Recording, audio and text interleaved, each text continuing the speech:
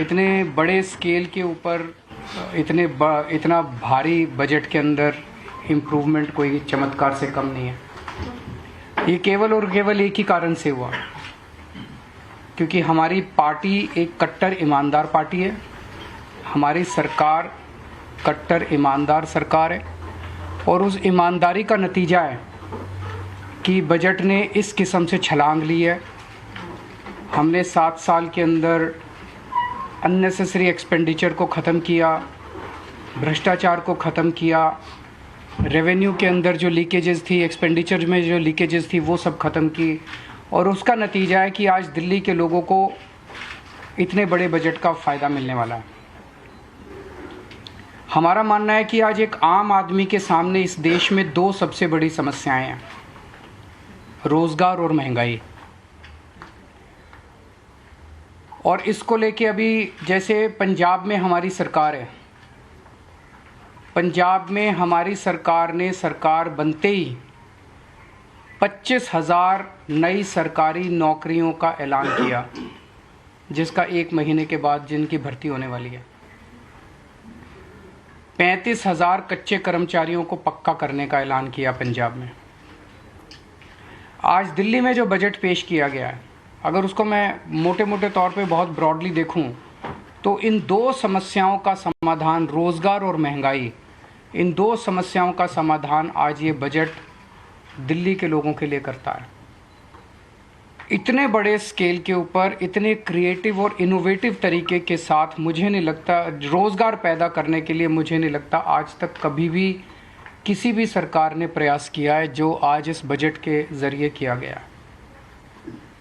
पिछले 7 साल में दिल्ली सरकार ने लगभग 12 लाख रोज़गार दिल्ली के युवाओं के लिए तैयार किए। इनमें 1,78,000 रोज़गार सरकारी सेक्टर में थे और लगभग 10 लाख रोज़गार प्राइवेट सेक्टर में थे। 12 लाख रोज़गार पिछले 7 साल के अंदर दिल्ली में आम आदमी पार्टी की सरकार ने तैयार किए। आज जो बजट पेश किया गया है, ये बजट अगले 5 साल के अंदर 20 लाख नए रोज़गार तैयार करने का लक्ष्य रखता है।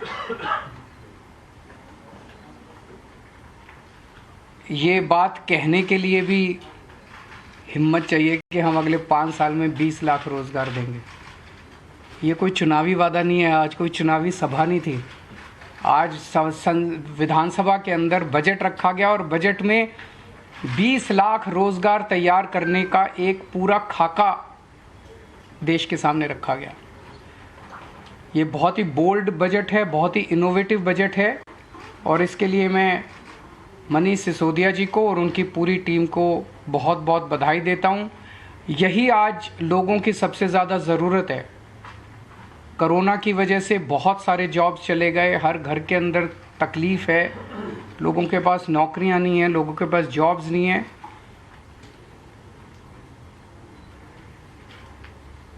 तो 20 लाख जॉब्स का ये जो बजट है, इसमें बताया गया कि दिल्ली में 1,68,00,000 लोग ऐसे हैं जो कि जॉब्स लेने के लिए सक्षम हैं। आबादी 1,68,00,000 नहीं है, आबादी तो 2 करोड़ के ऊपर है, इसमें बच्चे हैं। ये 1,68,00,000 लोग टोटल हैं who are fit to take up jobs.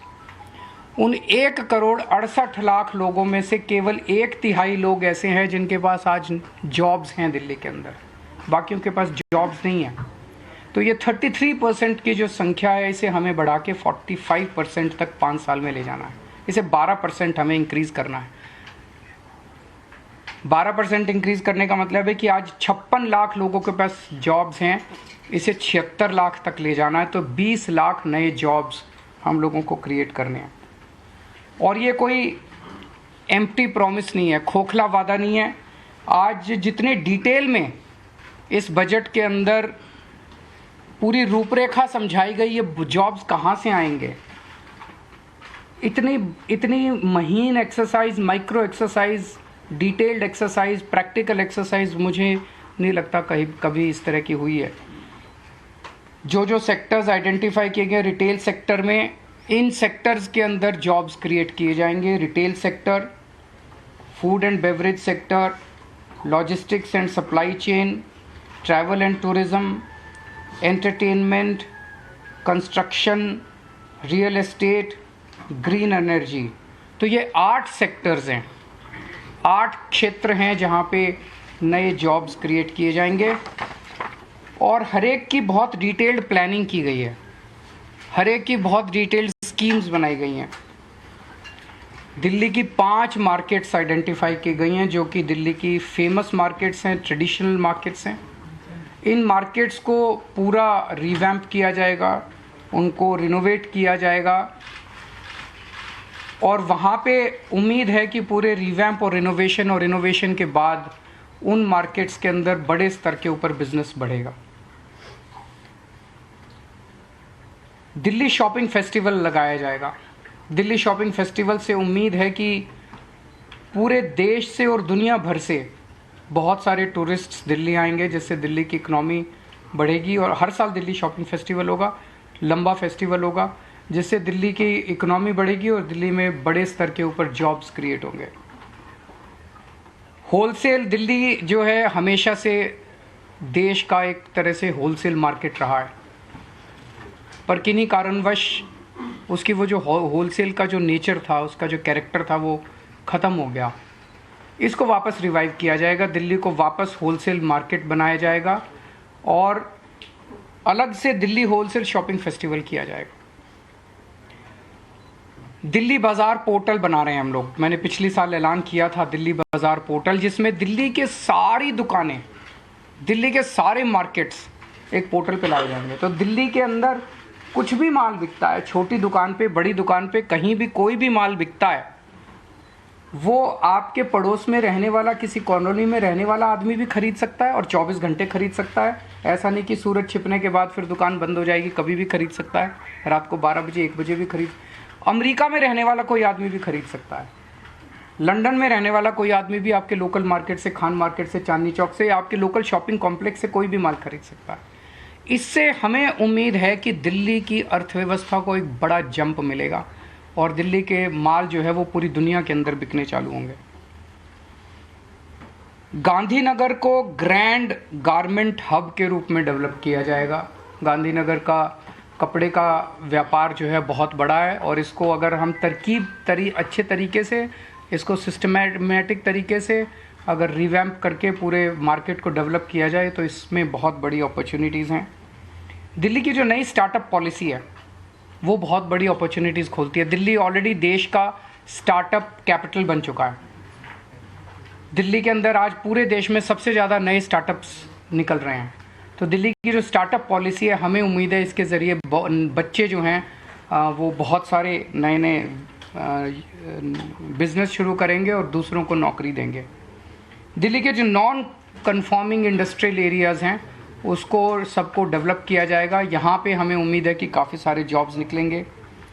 जो फेमस फूड हब्स हैं उनको डेवलप किया जाएगा, उनको मार्केट किया जाएगा और फूड ट्रक पॉलिसी, जो खाने वाले ट्रक्स होते हैं, इसकी एक पॉलिसी बनाई जाएगी ताकि बड़े स्तर के ऊपर इनको प्रमोट किया जा सके। ये सारे वो चीज़ें हैं जो एक आम आदमी कर सकता है। हम कोई ऐसी चीज़ें नहीं कर रहे जिसके अंदर बहुत बड़ी कैपिटल की ज़रूरत है।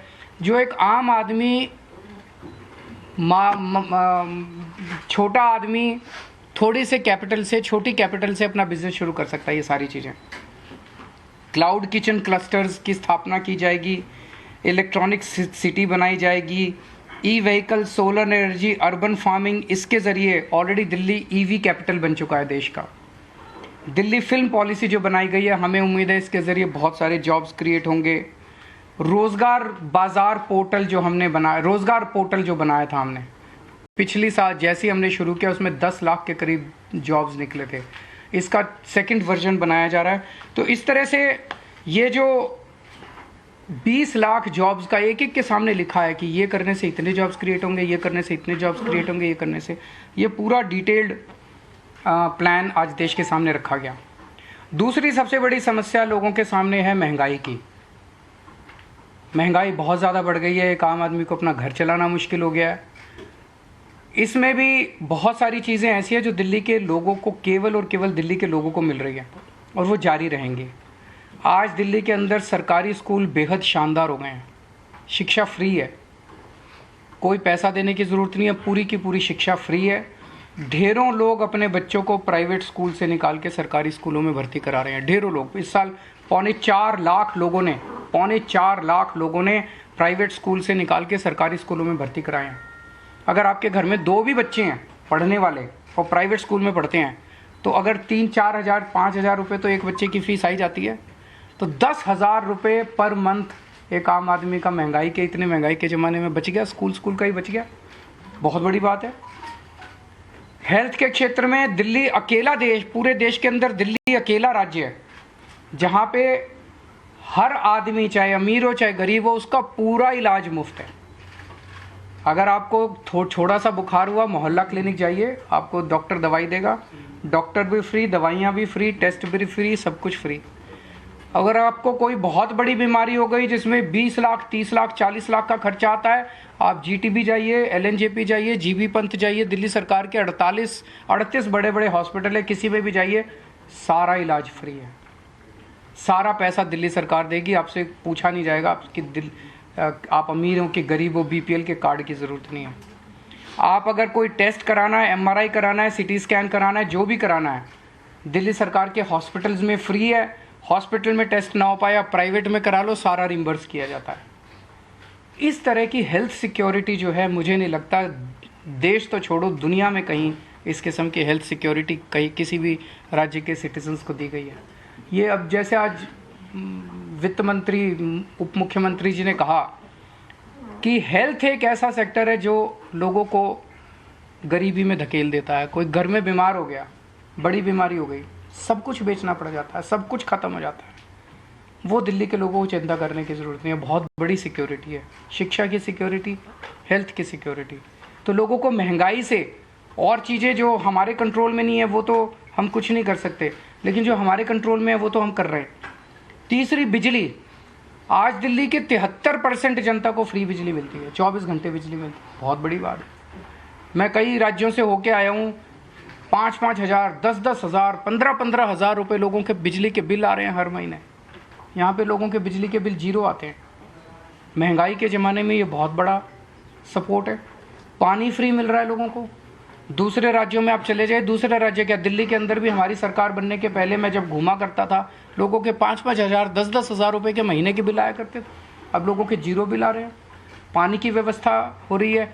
अब 24 घंटे पानी करेंगे, उसके ऊपर भी काम कर रहे हैं। केवल पानी फ्री नहीं, पानी नहीं आए तो फ्री पानी का क्या फ़ायदा है। तो पानी भी 24 घंटे आया करेगा, इसकी भी हम लोग व्यवस्था कर रहे हैं। और महिलाओं को फ्री ट्रांसपोर्ट। ये 5 चीज़ें बहुत बड़ी हैं। शिक्षा फ्री, स्वास्थ्य फ्री, बिजली फ्री, पानी फ्री, ट्रांसपोर्ट फ्री। इन 5 चीज़ों से दिल्ली के एक आम आदमी की ज़िंदगी को थोड़ा सा सहारा दिल्ली सरकार देने का काम करती है। तो एक जो अच्छी खबर, दिल्ली की जितनी कच्ची कॉलोनियाँ हैं, कच्ची कॉलोनियों में मैं जब भी जाता हूँ, नरक की ज़िंदगी है लोगों की। एक बारिश आ जाए तो पूरा कीचड़ ही कीचड़, सारी नालियाँ बाहर वो बहने लग जाती हैं। 31 मार्च 2023 तक दिल्ली की सारी कच्ची कॉलोनियों के अंदर सड़क, नाली, पानी की पाइपलाइन और सीवर की पाइपलाइन का काम ख़त्म कर दिया जाएगा। कुछ कॉलोनियाँ बच जाएंगी जो फॉरेस्ट की वजह से, एएसआई की वजह से, इन वजह से उनको परमिशन नहीं मिल पा रही। 100-125 कॉलोनियाँ बच जाएंगी। उसके अलावा दिल्ली की सारी कच्ची कॉलोनियों में ये 4 चीज़ों का काम पूरा हो जाएगा। मैं समझता हूँ इससे दिल्ली की कच्ची कॉलोनियों में लोगों को बड़ी मदद मिलेगी, सहायता मिलेगी और लोग इज्जत की ज़िंदगी जी सकेंगे। चुनाव के दौरान जब मैं प्रचार करता था तो कई जगह जाता था, लोग कहते थे जी रिश्ते नहीं आ रहे अच्छे। वो देखने आते हैं तो वो देखते हैं पहले तो जिस गली के अंदर सारी गलियां टूटी पड़ी हैं, सड़कें टूटी पड़ी हैं, नरक की ज़िंदगी है। मैं उम्मीद करता हूँ इसके बाद लोगों के सम्मान मिलेगा और रिश्ते भी अच्छे आने चालू होंगे। यमुना को भी साफ़ करेंगे, उसके ऊपर पूरा काम चल रहा है। उसके ऊपर मैं पहले ही प्रॉमिस कर चुका हूँ कि अगले चुनाव के पहले आप सब लोगों को ले जाके यमुना में डुबकी लगाएंगे। उसके लिए आज पूरा इसमें बजट के अंदर प्रोविज़न किया गया है। और एक जो आज सबसे बड़ा ऐलान किया गया जो आपने नोट नहीं किया, वो है ट्रैफिक लाइट के ऊपर जब आप रुकते हो, आपकी खिड़की के पास आके कोई बच्चा छोटा सा नॉक करता है और वो आपसे पैसे मांगता है या वो कुछ बेचने की कोशिश करता है, उसकी तरफ कोई ध्यान नहीं देता कोई सरकार। क्यों? वो वोटर नहीं है, वो वोट नहीं देता, वो वोट बैंक नहीं है, कोई सरकार उनकी तरफ ध्यान नहीं देती। आज हमने 10 करोड़ रुपए इन बच्चों के लिए हम residential state of the art facilities का एक स्कूल बनाएंगे। वो रेजिडेंशियल स्कूल बिल्कुल अलग किस्म का होगा, क्योंकि इन बच्चों को सबसे पहले हमें इमोशनल और साइकोलॉजिकल सपोर्ट देना पड़ेगा। इन बच्चों को जब आप उस ट्रैफिक लाइट से उठा के वहाँ ले जाओगे, बहुत प्रयास किए गए, सारे प्रयास अभी तक फेल हो गए। जितने भी प्रयास अभी तक किए गए वो सारे प्रयास ऐसे थे जिसके अंदर मानवता नहीं थी, मानवीयता नहीं थी। उनको पकड़ा गया, मुझे कनॉट प्लेस हनुमान मंदिर के आसपास से उनको पकड़ते हैं, ले जाके जेल में डाल देते हैं, चाइल्ड केयर सेंटर में डाल देते हैं, वहाँ कोई पूछने वाला नहीं है, वो बच्चे वहाँ से फिर भाग जाते हैं। ये स्कूल ऐसा होगा जहाँ पे उनको सारी अच्छी 5 स्टार सुविधाएं दी जाएंगी और उन बच्चों को मेन स्ट्रीम में लाके उनको एक इज्जत की ज़िंदगी दी जाएगी, उनको एक अच्छा नागरिक बनाया जाएगा। तो ये मोटे मोटे थे। मैं मनीष जी को फिर से और पूरी उनकी टीम को बधाई देता हूँ इतना शानदार बजट प्रस्तुत करने के लिए। अगर आपके कोई प्रश्न है तो। दिल्ली में एजेंसीज की बहुत अहम भूमिका है और जो कल संसद में हुआ उस पर आपकी क्या प्रतिक्रिया है, क्योंकि कारोबार एजेंसियों से जुड़कर ही हो पाएगा दिल्ली में, तो उस स्थिति को आप किस तरह से समझ पा रहे हैं? एमसीडी की क्या भूमिका रहेगी आने वाले दिनों में? आपका जो बजट है क्या उससे भी जोड़कर देखा जाएगा? नहीं, ज़रूर देखना चाहिए। देखो, सारी एजेंसीज के अंदर अगर तालमेल होगा तो तरक्की होगी। सारा शहर भी तरक्की करेगा, राज्य भी तरक्की करेगा, देश भी तरक्की करेगा। अगर तालमेल नहीं होगा तो तकलीफ़ें आएंगी, पर 7 साल में बहुत तकलीफ़ें आई, तो जब पुरानी तकलीफ़ें झेल ली तो आगे वाली भी तकलीफ़ें झेल लेंगे। Sir, you promised 20 lakh jobs in 5 years. So how many jobs are you planning to create in 1 year? And one thing I noticed is that it is all in the informal sector. Our experience in Delhi shows that these jobs are not something that you can really depend upon. So what is the kind of job that you're creating? What is the kind of salary? पहले तो आप कह रहे हो कि तो 20 लाख 5 साल में, तो 20 divided by 5 4 lakh jobs you should expect in the next 1 year. मोटे मोटे तौर पे देखो, इस टाइम थ्योरेटिकल तौर पे ऑर्गेनाइज सेक्टर, अनऑर्गेनाइज सेक्टर, ये वो कहना बड़ा वो है। एक आदमी को तो यार नौकरी चाहिए और घर में शाम को पैसा चाहिए, महीने के अंत में पैसा चाहिए, किसी सेक्टर में मिल जाए। तो अभी तो ये है कि इकोनॉमी की हालत बहुत ज़्यादा ख़राब है और स्पेशली लोअर तबके की हालत तो बहुत ही ज़्यादा ख़राब है। अभी तो वो लोग आदमी ये सोचता है यार कहीं भी कुछ भी नौकरी मिल जाए और घर का खर्चा चल जाए। तो अभी तो ये है कि सब लोगों को नौकरी मिले, फिर इसको और इम्प्रूव करेंगे, क्वालिटी ऑफ जॉब्स भी इम्प्रूव करेंगे। अभी तो quantity is the biggest factor, the quality will also, we will keep on working on the quality also. Labor laws are very weak in the country, sir. Even if you have a permanent job, it is permanent. We will work on that. So you had invited